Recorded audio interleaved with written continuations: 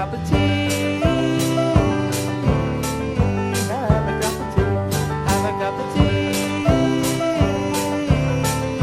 Have a cup of tea.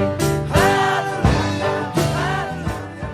Well, welcome to another Humboldt Tea Time, and I'm really thrilled to say our guest this week is Solomon Everta. Did I get that right, Solomon? Got it. I did. Now, Solomon, you don't drink caffeine or you don't drink black tea. Correct. But you gave us your own tea. Right. So what is this tea that we're going to be drinking? Well, there's a lot going around, so I decided that we would have a little immune Zoom here to keep us healthy. It looks quite weak. Is it meant to be that color? Oh, it's not dark like a black tea, so I think we're probably good there. We'll try it. What here is and it? see how- Ginger, maybe? It It's smells got like ginger and lemon. Mm-hmm. Oh, it's very refreshing. Yes, you're going to be healthy now. Yeah. So keep us healthy after that. We've had so many ill people around these days, but we're doing great and healthy ourselves. Well, we're trying definitely. Well, thank you for joining us for Tea Time, and it's lovely to meet you. Now, Solomon, for people who may not know you, you are in fact the owner of Eureka Books, which is really an iconic store down in Old Town Eureka, actually just across the road from where we are today, because we're here in the Eureka Visitor Centre today. And you've owned that book store now since when did you? April 1st of last year. Oh, last year. This April 1st will be the anniversary, and so we're having a party. And so on Arts Alive, coincidentally, we'll be having cake and a local musician. So I'm very, very, very excited about it. Well, I just heard the word cake, so I'm very excited Very good. myself. And then consequently, or similarly, I purchased a building. Just this last couple weeks ago. So all this is happening within the span of a year. Purchased the business, purchased the building, and I have a lot of exciting things coming up at the bookstore. Well, congratulations. But Thank you. it is actually a genuinely an iconic building. I think it goes back to 1879. That's correct. It wasn't always a bookstore, though, was it? Yeah, it's been a lot of things. It's been a dance hall, a women's clothing store, a men's clothing store, several bars. A man got shot and died in the corner there. So a lot of history in the J. Lowenthal building, or as we refer to it, the J-Lo. Oh, Yes. slightly different jello, though. Yes. But I looked at your bio, and you describe yourself as a fabulist, which I loved, because I think the history of not just the bookstore, but the whole of Eureka is very interesting to you. What is a fabulist? And tell us also about the Lost Eureka Found Book of Days, because I was very intrigued by that. Yes, well, Lost Eureka was a project that I started before the pandemic, and it was mining through the historical records of the local newspapers and then finding some odd things that occurred, and then finding this book of days that are fabulous stories from the year 1889. And so on losteureka.com you can find these fabulous stories and then links to the newspaper articles which somewhat corroborate the events that occur in the book of days. So it's a fabulous take upon local history. So. It really is, and you're working with local artists to develop that story. For sure, yeah. One particular artist that I work with right now, it's a dream maker project of the Ink People, of course, the Lost Eureka project. And then working with Liz Velasco has illustrated many of these particular days from the Lost Eureka Book of Days. And of course, always interested in more artists coming to work with me and make some postcards for that.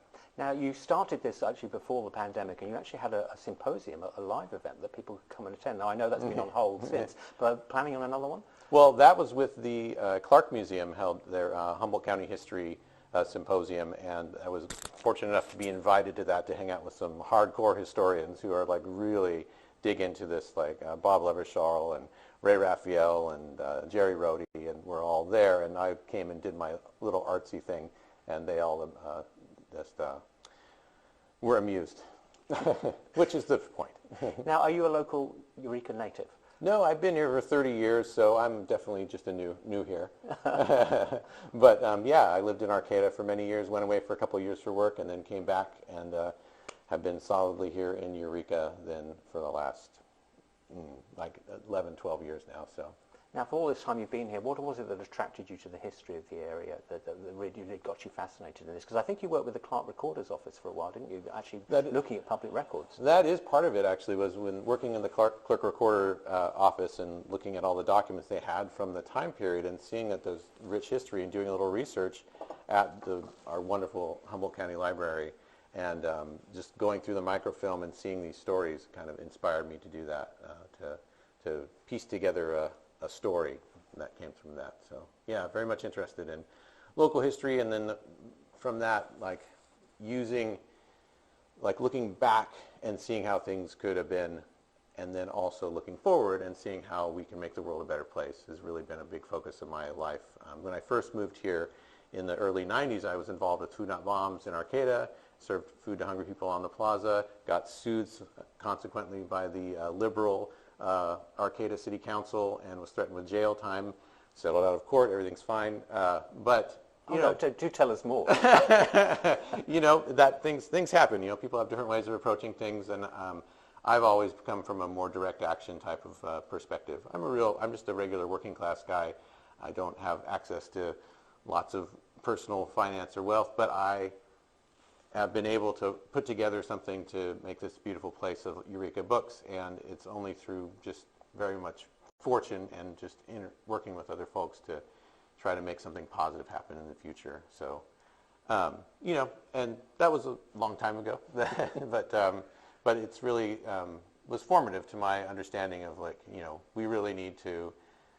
we have everything we need to provide for all of our community, and if we can visualize it, we can make it happen. We can create a better place for everybody. There's enough resources here. We have this very resource-rich place, and it's just about working to distribute it fairly amongst all the wealth that we have among all the people of Eureka and Humboldt County. It really is a way to do it, but we have to visualize it first, and so we have to be able to tell stories, and that's like where the bookstore comes in, is that Eureka Books is a place where people can find their stories, and then use stories that have been told in the past in order to build a story for the future and try to come up with a way to go forward and to make their lives better, to make the lives of our fellow humans better. I had a gentleman come in who had just got stationed at the Coast Guard station here, and he walked in and he said he'd not been a reader really in his life, but he got here and just being in this place and kind of being in a new place, and he wanted to get back into reading. And so we had a conversation and figured out what kind of books he likes, and gave him a few options, told him my favorite books, some of which I brought here, of course. And it was amazing. It was a beautiful experience. And you talk to Jen at Booklegger, and she has many similar stories about how people coming in and really finding their story, finding what it is that they want to do with their lives, and how they're going to contribute to society. Well, I discovered Eureka Books on my first day here when I moved up here just over a year ago, and I was fascinated. It's a wonderful eclectic mix of not just new material, but you also do second-hand books and rare books indeed. For sure. And also you do highlight local authors, which I thought was very important. Oh, yes, we have a big local author section. We take a local author's book, put it on the shelf, and give them a shot, and if they sell, we ask them to bring some more in and just keep selling them. And we have local authors come, and we have events with authors. A lot of people don't know. We do Arts Alive, but we also, since I bought the store, have been working on, sorry, give me the mic thing. I've been made it an important part of what I wanted to do at the store is to make it more of a community space where people can come together, and that involves, providing a venue for local authors. And so we really latched on to the Friday night markets and said, okay, Friday night markets are going to be a great opportunity all through the summer to have local authors come and sit down and talk to people. There's more people around, and they can really share what their vision is and what's their story and how maybe it ties into your story.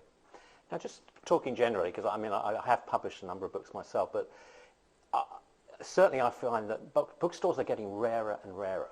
They're being put out of business by online businesses where people can just... I personally like to look and touch and feel a book. But I know that's something that so many bookstores are coming. I moved up here from San Francisco, and I think there's maybe one left. I think that's such a shame because they can be such a hub for the community. Yeah, well, I've traveled up and down the coast, go to visit my parents up in Portland and my family down in San Francisco, and along the way stop at all the bookstores, and many have gone out of business, but there are many bookstores that are still in business, keeping it going.